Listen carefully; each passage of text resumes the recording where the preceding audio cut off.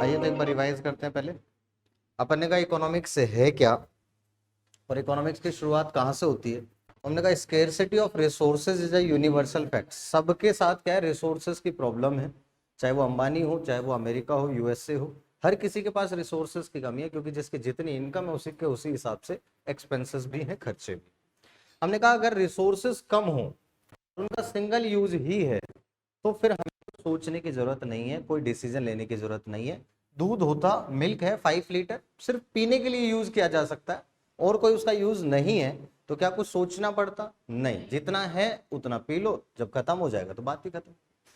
तो हमें यहाँ पर कुछ डिसीजन लेने की जरूरत नहीं थी। लेकिन प्रॉब्लम क्या है कि रिसोर्सेस तो कम है और उनके यूजेस ज्यादा है।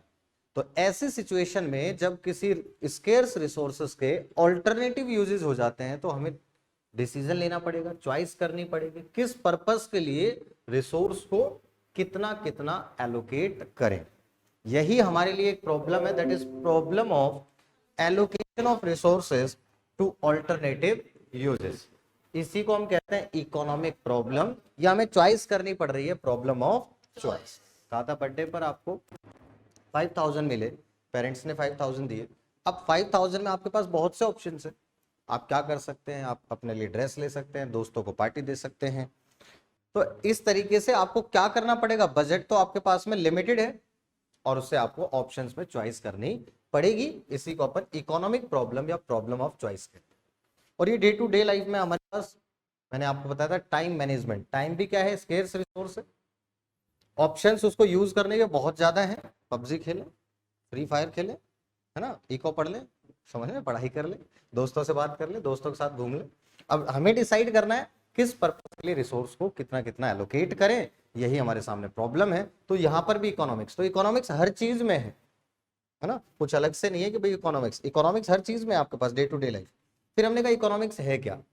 जब हम इन इकोनॉमिक प्रॉब्लम्स को पढ़ते हैं तो उसी को इकोनॉमिक्स कहते हैं। Economics is the study of economic problems.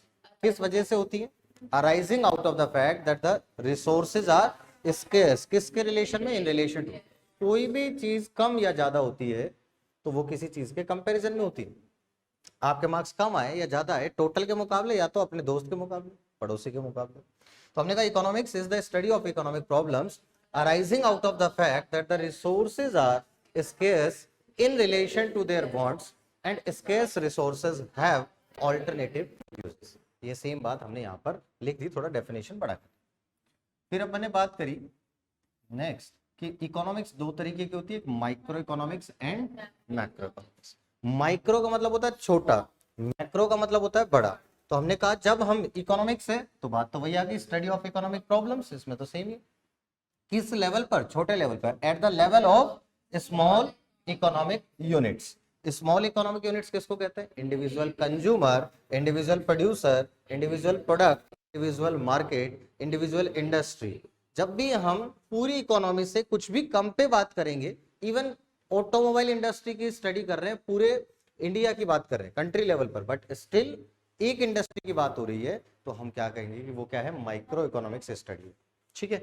Macro economics की बात करें तो macro economics is the study of economic problems at the level of economy as a whole. पूरी इकोनॉमी के लेवल पर इसकी हम बात कर रहे हैं। Example, national income, national income पूरी कंट्री के लेवल पे निकलता है। Unemployment, aggregate demand, aggregate supply. मैंने आपको बताया था 11th क्लास में आपने इंडिविजुअल डिमांड, इंडिविजुअल सप्लाई पढ़े, उसमें आप 11th क्लास में माइक्रो इकोनॉमिक्स में करते क्या थे, एक कंज्यूमर की अपनी इनकम को कैसे खर्च करे और उसमें से वो कौन से गुड्स पर खर्च करे, कितना खर्च करे जिससे उसको मैक्सिमम सेटिस्फेक्शन। प्रोड्यूसर के पॉइंट ऑफ व्यू से पढ़ते थे कि प्रोड्यूसर किस हिसाब से अपनी इन्वेस्टमेंट करे जिससे कि उसको मैक्सिमम प्रॉफिट मिले। बताओ, यही पढ़ते थे अपन। तो वहां पर हो क्या रहा था कि रिसोर्सेज कम है, यूजेस ज्यादा है, हमें डिसाइड करना पड़ेगा किस चीज पर उसको, किस पर्पस के लिए कितना कितना रिसोर्स को एलोकेट करें जिससे कि उनको मैक्सिमम सेटिस्फेक्शन या तो मैक्सिमम प्रॉफिट में। कोई दिक्कत इसमें? हमने कहा वहां पे इंडिविजुअल डिमांड देखते थे, एक कंज्यूमर की डिमांड, कि एक कंज्यूमर एक प्रोडक्ट की डिमांड की बात करते थे इसमें, कि एक प्रोडक्ट कंज्यूमर से पूछते थे बताओ ये प्रोडक्ट इन प्राइस पर तुम कितना कितना परचेज करना चाहोगे, ये इंडिविजुअल डिमांड थी। मार्केट डिमांड भी पढ़ते थे कि मार्केट में जितने भी कंज्यूमर्स हैं उन सब से पूछते थे बताओ ये वाला प्रोडक्ट इन प्राइस पे आप कितना कितना परचेज करना चाहोगे। लेकिन एग्रीगेट डिमांड में क्या होता है, जितने भी गुड्स एंड सर्विसेज पूरे साल में हमने इकोनॉमी में प्रोड्यूस किए हैं, जितने भी गुड्स एंड सर्विसेज पूरे साल में हमने प्रोड्यूस किए हैं, उन सब की डिमांड, ये एक गुड की डिमांड नहीं है कि एक प्रोडक्ट की डिमांड है, नहीं, इकोनॉमी के अंदर पूरे साल में जितने भी गुड्स एंड सर्विसेज हमने प्रोड्यूस किए हैं, उन सब की डिमांड को कलेक्टिवली क्या कहते हैं, एग्रीगेट डिमांड।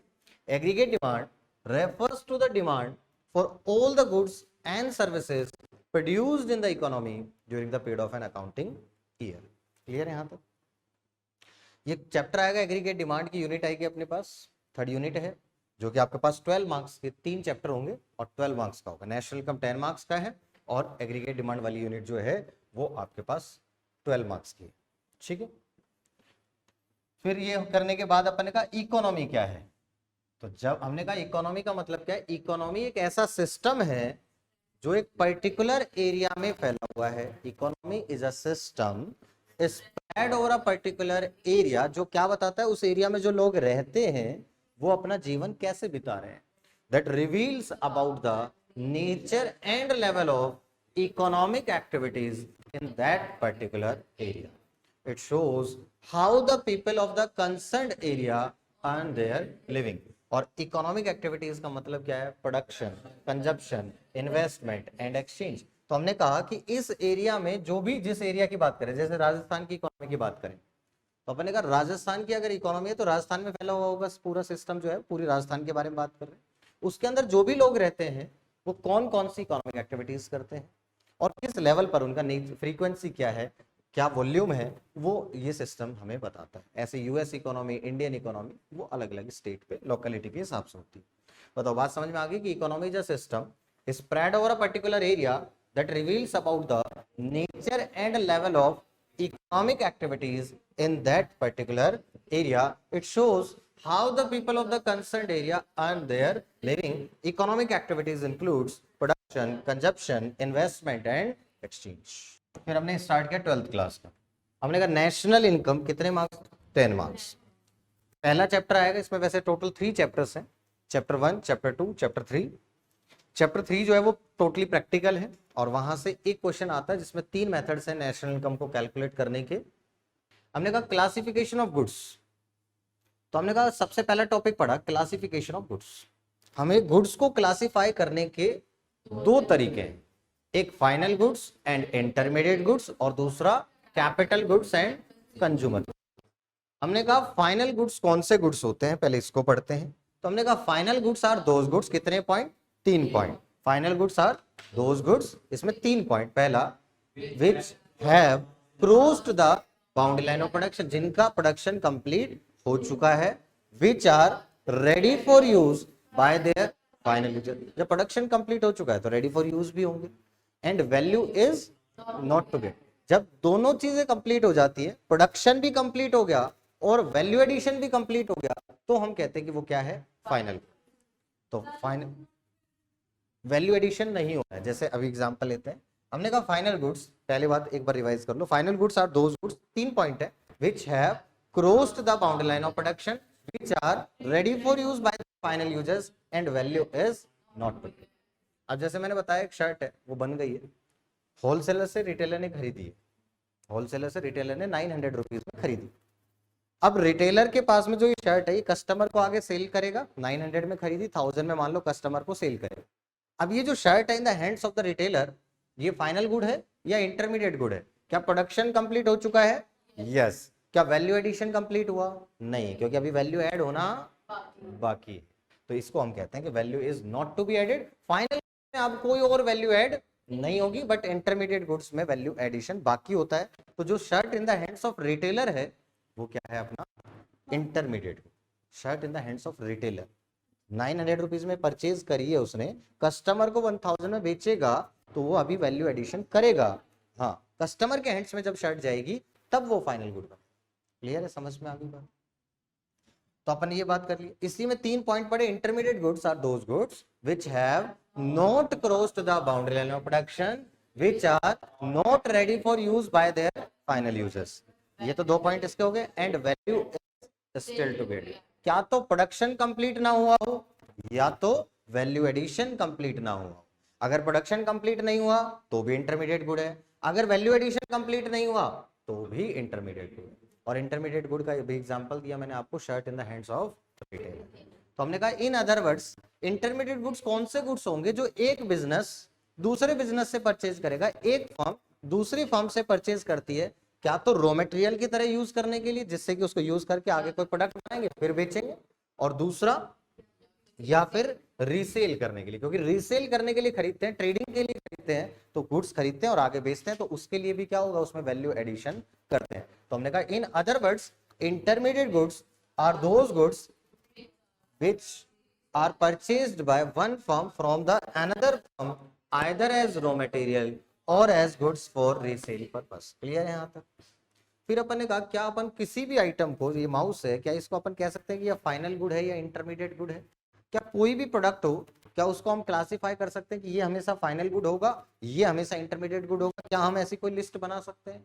नहीं बना सकते, क्योंकि एक ही गुड जो है, the same good may be a final good और एन इंटरमीडिएट गुड। एक ही गुड फाइनल गुड भी हो सकता है और इंटरमीडिएट गुड भी हो सकता है। किस चीज पे डिपेंड करता है कि वो फाइनल गुड होगा या इंटरमीडिएट गुड होगा? It depends on its end use. Clear है यहाँ तक? हमने का एग्जांपल लिया, अगर एक पेपर स्टूडेंट परचेज करता है तो वो फाइनल गुड है, अगर पब्लिशर परचेज करेगा तो पब्लिशर तो बुक छापेगा, प्रिंट करेगा, फिर बेचेगा, तो हमने कहा यहाँ पर इंटरमीडिएट गुड है। अगर milk used by house hold है, घर वाले यूज कर रहे हैं, घर पर हम चाय बनाने के लिए, दूध पीने के लिए यूज कर रहे हैं, तो फाइनल गुड है। बट वही एक रेस्टोरेंट में यूज किया जाए तो क्या हो जाएगा आपके पास? इंटरमीडिएट। बताओ यहाँ तक कोई दिक्कत? क्लियर है यहाँ तक?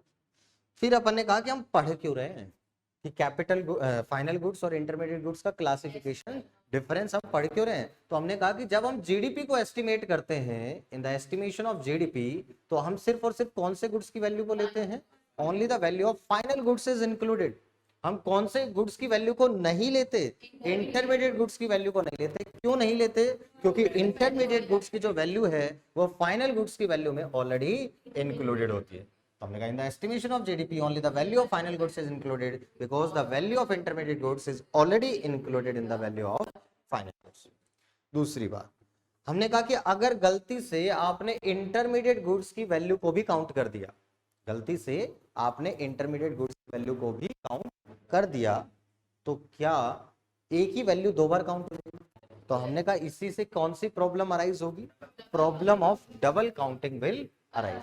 If the value of intermediate goods is included, then the problem of double counting will arise, and problem of double counting आपके पास सेकंड चैप्टर में, थर्ड चैप्टर में आएगा, तब हम इसको और ज्यादा डेप्थ में पढ़ेंगे। हमने कहा प्रॉब्लम ऑफ डबल काउंटिंग है क्या? Counting the value of a good, counting the value of a good more than once is known as problem of double counting. नाम पे मत जाना कि डबल का मतलब सिर्फ डबल ही होगी, ये वैल्यू बहुत बढ़ जाएगी। अगर आप सारी इंटरमीडिएट गुड्स की वैल्यू करोगे तो ये वैल्यू बहुत ज्यादा बढ़ जाएगी, ट्रिपल भी हो सकती है, उससे ज्यादा भी हो सकती है। तो इसमें डबल का मतलब ये मत समझ लेना सिर्फ डबल हो।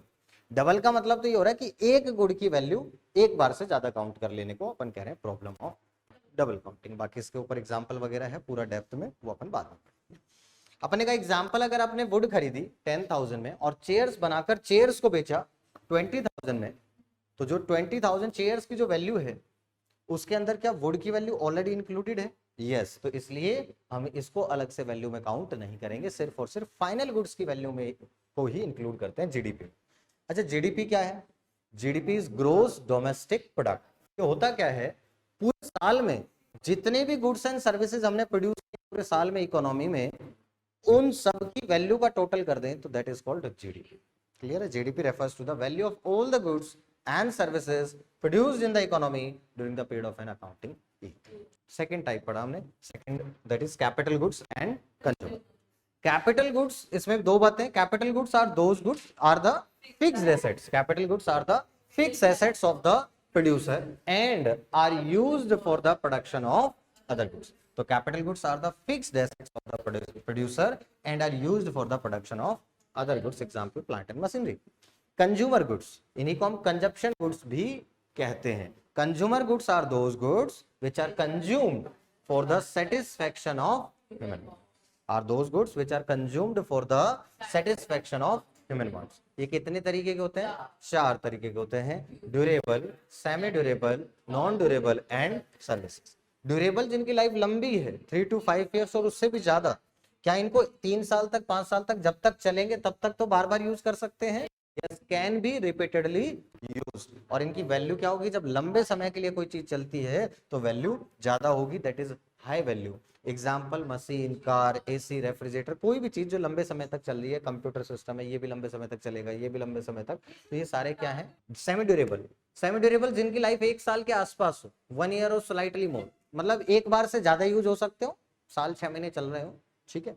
क्या 1 साल तक या 6 महीने तक जब तक वो चलेगा तब तक क्या हम रिपीटेडली यूज कर पाएंगे उसको? और इनके कंपैरेटिवली उसकी वैल्यू भी लो होगी, कम होगी, relatively low value. Example clothes हैं, टॉयज हैं, फर्नीचर, कुछ ऐसे आइटम्स, इलेक्ट्रिक आइटम्स होते हैं जो 1 साल के आसपास में खराब हो जाते हैं।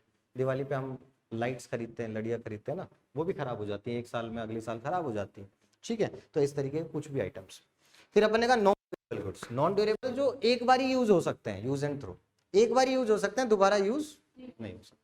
तो अपने का used up in a single act of consumption, इसीलिए इन गुड्स को हम सिंगल एक्ट कंजप्शन गुड्स कहते हैं, क्योंकि कंजप्शन गुड्स तो कंज्यूमर गुड्स को कहते हैं, और सिंगल एक्ट का मतलब एक बार में कंज्यूम हो जाने वाले, तो सिंगल एक्ट कंजप्शन गुड्स भी हम इसको कहते हैं। तो non durable goods used up in a single act of consumption, क्या इनको दोबारा यूज किया जा सकता है? नहीं, can not be used in, can not be repeatedly used. और इनकी वैल्यू अगर देखें तो बहुत कम होगी। जो आइटम एक बार चलता है, ब्रेड बटर है, कोई भी चीज, टूथपेस्ट है, तो उसके हमने कहा कि उसकी वैल्यू कम होती है, लो वैल्यू होती है। टूथपेस्ट है, वेजिटेबल्स हैं, फ्रूट्स हैं, ब्रेड बटर है, ये सब इसके एग्जांपल्स जो एक बार में कंज्यूम हो जाए, दोबारा हम यूज ना कर पाए। सर्विसेज, सर्विसेज को भी गुड्स के तरीके से ही डिफाइन किया है। Services are the non material goods. Services are the non material goods. Non material मतलब जिसको हम देख नहीं सकते, जिसका फिजिकल सब्सटेंस नहीं है, तो services are the non material goods which directly satisfy human wants, which directly satisfy human wants। Example services के service of a teacher, lawyer, doctor, है ना, कुछ भी हो सकता है, सीए, वो कोई भी सर्विसेज हो सकती है। कोई दिक्कत यहाँ तक? फिर अपन ने कहा कि कैपिटल गुड्स और कंज्यूमर गुड्स के केस में क्या अपन कोई लिस्ट बना सकते हैं कि ये कैपिटल गुड होगा, ये कंज्यूमर गुड होगा? क्या ऐसी कोई लिस्ट बन सकती है? नहीं। तो अपन ने कहा the same good may be a capital good और a consumer, depends on its end use. Example या सिलाई मशीन, स्विंग मशीन। अगर स्विंग मशीन घर पर यूज करते हैं, सबके घर पर होती है, तो स्विंग मशीन अगर घर पर यूज कर रहे हैं तो उसको क्या कहेंगे अपन? Consumer good. और अगर वही स्विंग मशीन एक टेलर अपनी शॉप पे यूज कर रहा है, टेलरिंग शॉप में, तो वो उसका फिक्स एसेट है और उससे दूसरे गुड्स का प्रोडक्शन होगा, तो वो क्या बन जाएगा उसका? That is capital good. बात समझ में आ गई? तो हमने कहा कि सिर्फ मशीन देखकर आप ये नहीं कह सकते कि वो कैपिटल गुड है, ये नहीं कह पाएंगे। वो कैपिटल, एक मशीन कैपिटल गुड भी हो सकती है और कंज्यूमर गुड भी हो सकती है, it depends on its end use. तो हमने कहा all machines are not capital goods, example से। क्लियर हुआ? फिर अपन ने कहा कि प्रोड्यूसर के 2 तरीके के गुड्स होते हैं, कुछ प्रोड्यूसर के फिक्स एसेट्स होते हैं और कुछ रॉ मटेरियल वगैरह होता है। तो जो प्रोड्यूसर के फिक्स एसेट होते हैं उसको अपन क्या बोलते हैं? Capital goods. तो हमने कहा सारे जो कैपिटल गुड्स हैं, क्या वो सारे के सारे प्रोड्यूसर गुड्स हैं? यस, सारे कैपिटल गुड्स प्रोड्यूसर गुड्स होंगे, बट सारे प्रोड्यूसर गुड्स कैपिटल गुड्स नहीं होंगे, क्योंकि कुछ ना कुछ रॉ मटेरियल भी होगा। क्लियर है? यहां तक बात समझ में आती है? तो ये अपन ने 3rd लेक्चर में किया। अब आगे स्टॉक एंड फ्लो कॉन्सेप्ट। तो हमने कहा था स्टॉक कॉन्सेप्ट क्या है? ये ऐसी कोई भी क्वांटिटी जिसको एक पर्टिकुलर पॉइंट ऑफ टाइम पर मेजर करते हैं कि ये अभी कितना है, आपके बैंक अकाउंट में बैलेंस कितना है, एक पर्टिकुलर पॉइंट ऑफ टाइम पर आपकी आउटस्टैंडिंग फीस कितनी, एक पर्टिकुलर पॉइंट ऑफ टाइम पर। क्लियर है? जब भी कोई चीज हम किसी भी क्वांटिटी को मेजर कर रहे हो एक पर्टिकुलर पॉइंट ऑफ टाइम पर कि ये अभी कितना है, water in a tank, tank में पानी कितना है फिलहाल, तो ये सब क्या है? स्टॉक कॉन्सेप्ट होंगे। कोई भी ऐसी क्वांटिटी जिसको एक पर्टिकुलर पॉइंट ऑफ टाइम पर मेजर किया जाता हो उसको हम क्या कहते हैं? Stock concept. तो stock concept refers to a quantity which is measured at a particular point of time. अगर अकाउंट्स के हिसाब से सोचोगे तो भी स्टॉक मतलब लास्ट पे देखते हैं, एक पर्टिकुलर डे पर देखते हैं कि आज हमारे पास गोडाउन में बचा कितना। अभी तो देखते हैं ना शॉप में, कहते हैं स्टॉक पे नहीं है, मतलब इस टाइम पर वो शॉप में नहीं, गोडाउन में नहीं। तो हमने कहा ये बात समझ में आ गई। और जब अपन फ्लो कॉन्सेप्ट की बात करते हैं तो हम कहते हैं जब हम किसी चीज को over a period of time measure करते हैं तो flow concept refers to a quantity measured over a specific period of time. जब हम पीरियड के रेस्पेक्ट में मेजर करते हैं किसी भी क्वांटिटी को तो उसको हम फ्लो कॉन्सेप्ट कहते हैं। जैसे इनकम, किसी से कोई इनकम पूछे तो वो यही कहेगा बताओ पर मंथ बताओ, पर क्वार्टर बताऊं या पर एनम बताऊं, ऐसे बताएगा, क्या तो पर एनम का पैकेज बताएगा या तो मंथली बताएगा। तो ऑलवेज टाइम के रेस्पेक्ट में बात करेगा। नंबर ऑफ बर्स पूछे तो वो कहेगा लास्ट 24 आवर्स के बताने, लास्ट वीक के बताने, लास्ट मंथ के बताने या पिछले 10 साल के बताने, नंबर ऑफ बर्स। तो जब भी हम किसी चीज को टाइम के अकॉर्डिंग मेजर करते हैं, डेप्रिसिएशन, तो आप कहोगे सर कितने महीने का डेप्रिसिएशन लगाना है, 3 महीने का, 6 महीने का, 9 महीने का, 10 महीने का, 12 महीने का, उसके अकॉर्डिंग वो वेरी करेगा। इन्वेस्टमेंट्स, इन्वेस्टमेंट्स भी आप कहोगे कितने टाइम में कितनी इन्वेस्टमेंट करिए, तो इन्वेस्टमेंट्स है, प्रोडक्शन है, सेविंग है, ये सब क्या होंगे आपके पास में, दैट इज फ्लो कॉन्सेप्ट। बात समझ में आती है? नहीं, इन्वेस्टमेंट्स क्या होती है, इन्वेस्टमेंट्स हम करते रहते हैं, इन्वेस्टमेंट्स हम करते रहते हैं। तो अगर इन्वेस्टमेंट्स करिए तो कितने पिछले टाइम में, जैसे सेविंग्स है या डिपॉजिट्स है, बैंक में डिपॉजिट करवाया तो डिपॉजिट एक बार करवाया वो नहीं, डिपॉजिट्स का मतलब लास्ट मंथ में कितने डिपॉजिट्स कराए, अपन उसको टाइम के रेस्पेक्ट कितने टाइम में इतने डिपॉजिट कराए। आप देखते हो बैंक स्टेटमेंट देखिए उसमें पूरा आता है पीरियड का, पूरा इतने डेबिट टोटल, इतने डेबिट टोटल, इतना क्रेडिट नीचे आता है। तो वो पूरा क्या होता है, पूरे टाइम के अकॉर्डिंग बताता है कि इतने टाइम में इतने डेबिट हुए, इतने क्रेडिट हुए, लास्ट डे पर इतना बैंक बैलेंस बचा हुआ है। तो जो डिपॉजिट्स है और विड्रॉल है वो तो क्या है, फ्लो कॉन्सेप्ट, टाइम के अकॉर्डिंग देख रहे हैं। और जो बैंक बैलेंस है वो क्या है, स्टॉक कॉन्सेप्ट। उसमें दे रखा होता है, बैंक स्टेटमेंट कभी देखोगे तो उसमें टोटल डेबिट, टोटल क्रेडिट और लास्ट में क्लोजिंग बैलेंस गिवन होता है।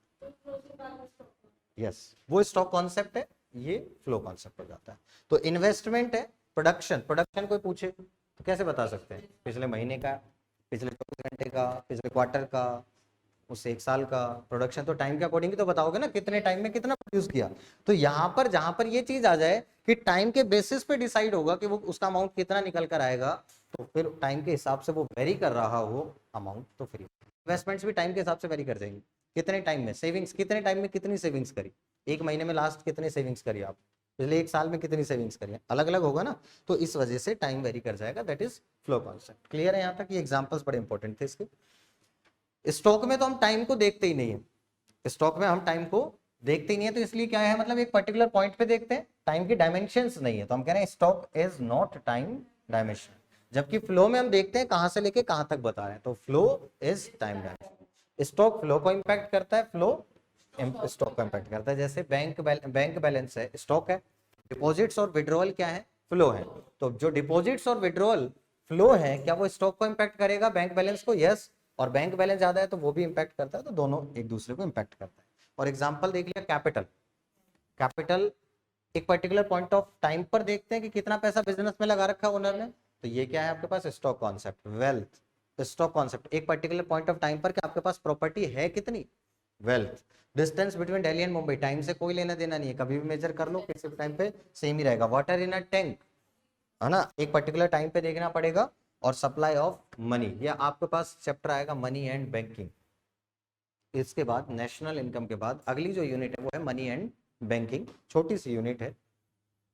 सप्लाई ऑफ मनी उसमें एक कॉन्सेप्ट होगा। सप्लाई ऑफ मनी का मतलब क्या होता है, supply of money refers to the stock of money held people of a country at a particular point of time. एक पर्टिकुलर पॉइंट ऑफ टाइम पर देश के लोगों के पास कितना पैसा रखा हुआ है, उसी को हम कहते हैं सप्लाई ऑफ मनी या मनी सप्लाई। तो ये स्टॉक कॉन्सेप्ट है, ये आपके पास वहां पर भी डेफिनेशन आएगी, बट मैंने यहाँ पे लिखवा दी। बताओ कोई प्रॉब्लम?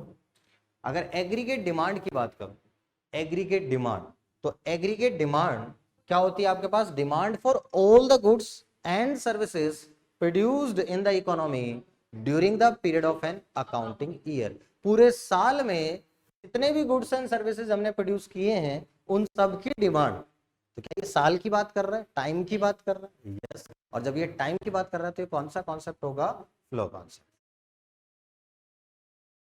यार डिमांड का कैसे करोगे, पूरे साल में लोगों ने कितनी कितनी डिमांड करी, टोटल करोगे ना उसका, एक दिन कैसे कर सकते हैं? समझ में आ गई बात? तो इसलिए क्या होगा आपके पास, फ्लो कॉन्सेप्ट। ठीक है, तो ये अपन ने अभी तक पढ़ लिया था, इतना तो अपन कर चुके हैं। अभी तक तो सिर्फ अपन ने जो 4 लेक्चर पढ़े हैं वो हमने रिवाइज किए।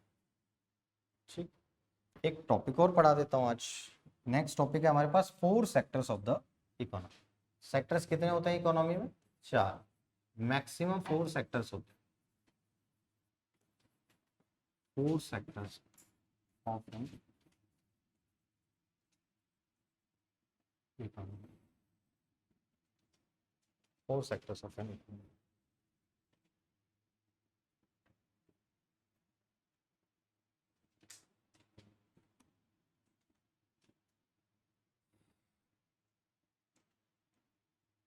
पहला सेक्टर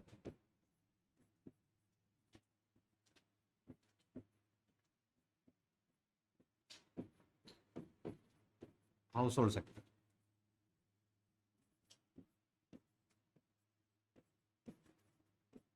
दूसरा सेक्टर प्रोड्यूसर सेक्टर, रुकना अभी लिख लेना साथ साथ बाद में। तीसरा सेक्टर गवर्नमेंट सेक्टर, क्योंकि सब में 2-2 लाइन आएंगी।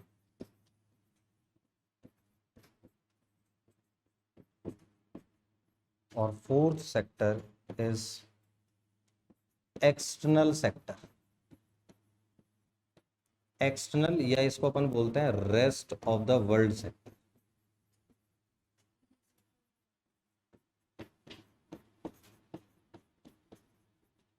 तो इकोनॉमी में 4 सेक्टर्स होते हैं। कौन कौन से? Household sector, producer sector, government sector and external या तो rest of the world sector. सब में अपने को 2-2 पॉइंट्स पढ़ने हैं इनके बारे में। सबसे पहले आया हाउस होल्ड सेक्टर। तो हाउस होल्ड सेक्टर में आता कौन है? पहली बात तो ये करेंगे कि इसमें कौन आता है। तो हाउस होल्ड सेक्टर का मतलब होता है comprises of all the consumers of goods and services. All the consumers of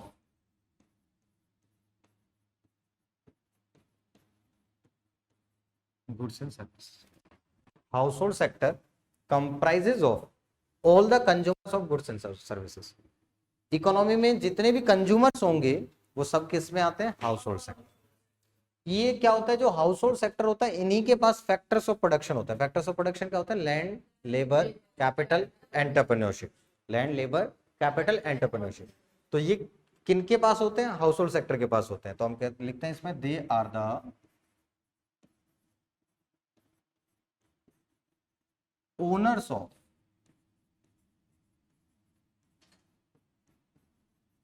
the factors of production. They are the owners of the factors of production. They are the owners of the factors of production. और factors of production क्या क्या हैं? Land, labor, capital,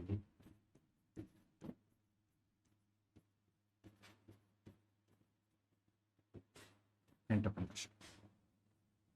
बताओ, बात समझ में आई कि house hold sector में कौन आएगा?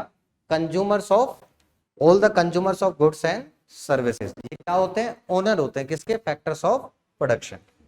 अब दूसरा पॉइंट आया प्रोड्यूसर सेक्टर। तो प्रोड्यूसर सेक्टर में कौन आएगा? इट इंक्लूड्स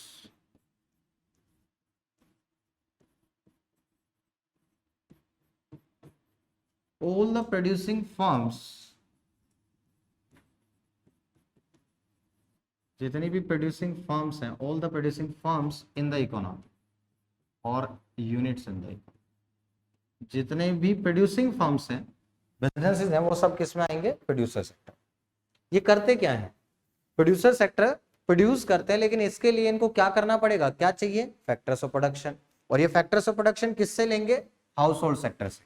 तो ये लिखते हैं अपन दे, क्या तो किराए पर लेंगे, दे हायर, या खरीदेंगे, they hire or purchase factors of production from the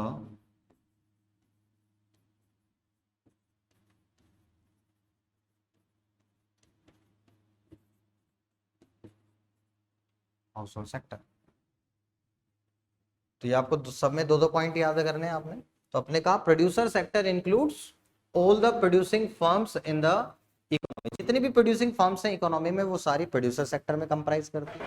और ये क्या तो किराए पर लेते हैं या तो खरीद लेते हैं, क्या फैक्टर्स ऑफ प्रोडक्शन जो कि इनको प्रोडक्शन करने के लिए जरूरी है, किससे खरीदते हैं, हाउस होल्ड सेक्टर से। यहाँ तक क्लियर। अब गवर्नमेंट की बात करते हैं, तो गवर्नमेंट में भी 2 पॉइंट आते हैं, सब में 2-2 पॉइंट ही। इट इंक्लूड्स, अब गवर्नमेंट 2 काम करती है, इंक्लूड्स, पहला पॉइंट,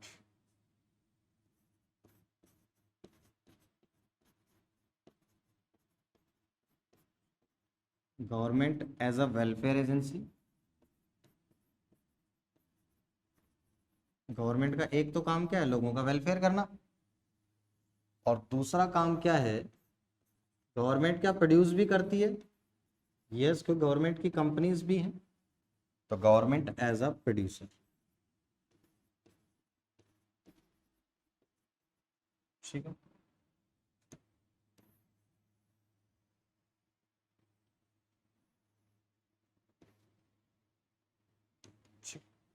फिर बात करिए कि government as a welfare agency काम कौन सी करती है। Government as a welfare agency performs such functions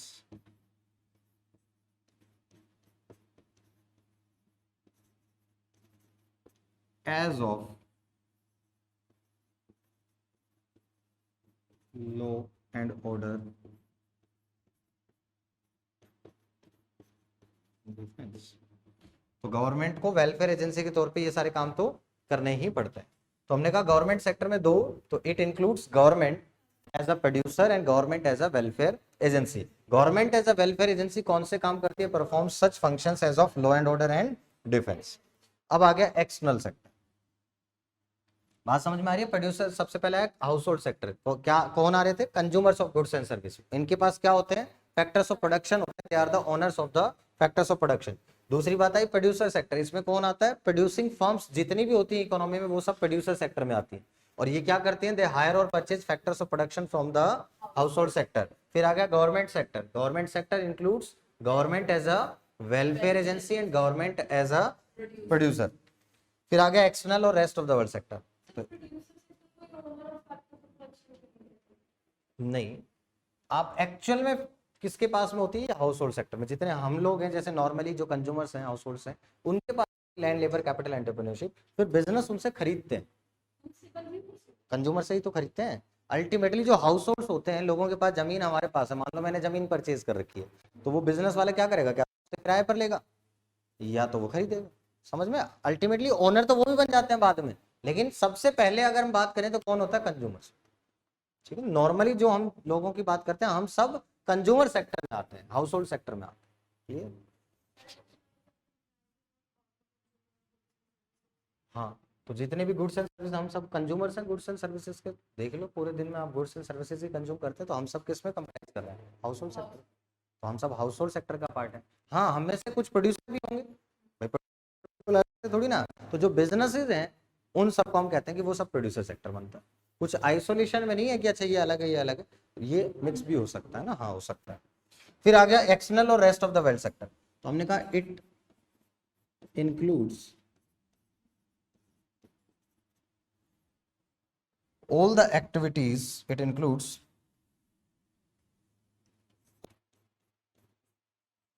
all the activities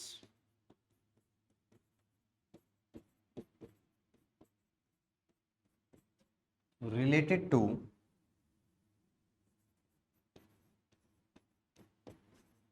export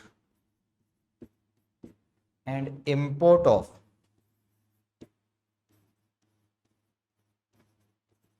goods and services. जितना भी एक्सपोर्ट की बात, एक्सटर्नल सेक्टर मतलब हमारी कंट्री के बाहर का सेक्टर। तो जब हम बाकी लोगों के साथ इंटरेक्ट करते हैं, कैसे करते हैं, क्या तो एक्सपोर्ट करके या तो इंपोर्ट करके। एंड इसमें एक 2 पॉइंट थे, तो एक पॉइंट और लिख रहा हूं, लिखने का तरीका थोड़ा इसलिए कर रहा हूं ताकि आपको 2 पॉइंट अलग अलग दिखे। तो हमने कहा it includes all the activities related to export and import of goods and services and the flow of capital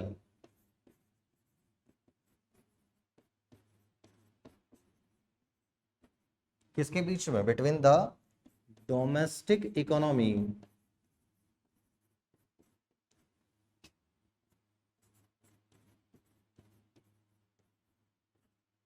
and the rest of the world.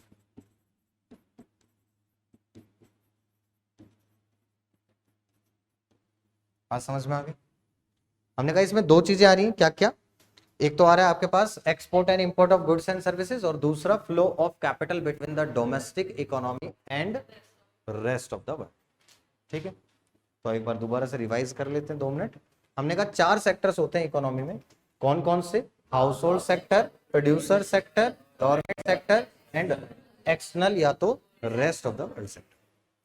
House hold sector में कौन आता है, all the consumers of goods and services. तो household sector comprises of all the consumers of goods and services. ये क्या होते हैं, owners होते हैं किस चीज के, factors of production. They are the owners of the factors of production, and factors of production 4 होते हैं, लैंड, लेबर, कैपिटल, एंटरप्रेन्योरशिप। फिर बात आई प्रोड्यूसर सेक्टर। तो हमने कहा प्रोड्यूसर सेक्टर में कौन आएगा, जितनी भी प्रोड्यूसिंग फर्म्स हैं वो सब प्रोड्यूसर सेक्टर कंप्राइज करते हैं। It includes all the producing firms in the economy. ये करते क्या है, ये हाउस होल्ड सेक्टर से लेते हैं, दे हायर और purchase factors of production from the household sector. Clear है यहाँ? फिर हमने कहा गवर्नमेंट सेक्टर। तो government it includes government as a welfare agency and government as a producer. तो government as a welfare agency कौन से काम करती है, लॉ एंड ऑर्डर, डिफेंस, तो perform such functions as of law and order and defence. और external sector में फिर 2 बातें I, it includes all the activities related to export and import of goods and services and the flow of capital between the domestic economy मतलब हमारी economy and rest of the world मतलब बाहर हमारी economy के अलावा। Clear है यहाँ तक? तो ये एक बार पढ़ लेना, अगला इसी पर बेस्ड है, इंटरसेक्टरल फ्लो और सर्कुलर फ्लो, फिर चैप्टर कंप्लीट। ठीक है, बहुत आसान है, समझ में आ जाए। ठीक है, आज इतना ही करते हैं।